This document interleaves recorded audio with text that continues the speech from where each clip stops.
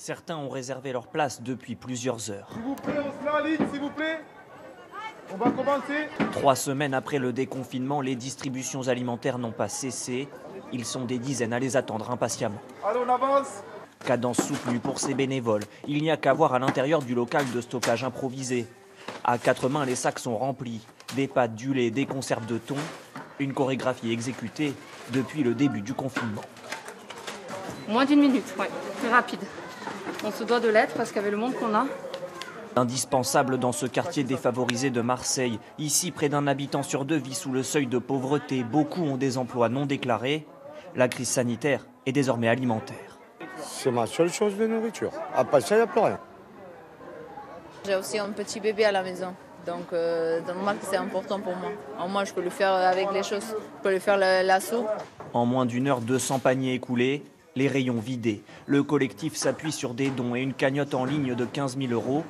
Pas question de baisser le rythme, encore moins d'arrêter. Tant qu'on n'est pas en dessous des 50 personnes, on ne s'arrêtera pas.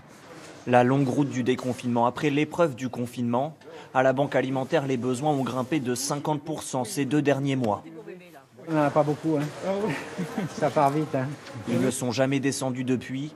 Les entrepôts sont exsangues. Non, je ne tiens pas la semaine, là. Il va falloir qu'il en rentre. Là, je vous dis, on est à flux tendu total. Hein. Il faut absolument que je trouve des produits encore cette semaine. En tout, 30 tonnes de nourriture à trouver chaque semaine, car certains camions arrivent bien vides. Le ravitaillement est même plus difficile depuis le 11 mai. Certains magasins n'ont pas réapprovisionné, parce qu'ils ne vendaient pas. Donc ils nous donnent ce qu'ils peuvent, mais bon...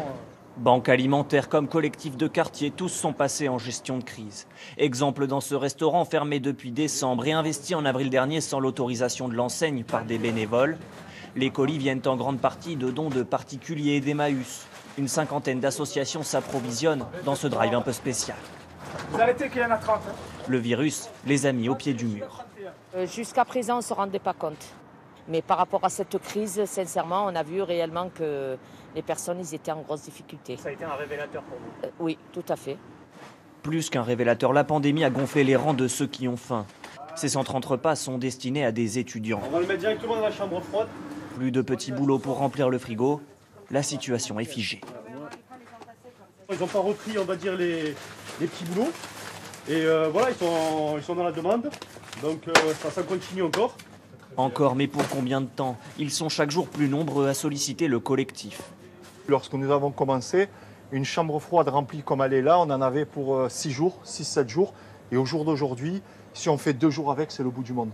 Les bénévoles estiment ravitailler en une semaine près de 14 000 personnes et disent approcher leur capacité maximale. Alors que la vie reprend, c'est un nouvel ennemi qu'il faut combattre. Car entre crise sanitaire et crise économique annoncée, la faim est amenée à durer à Marseille.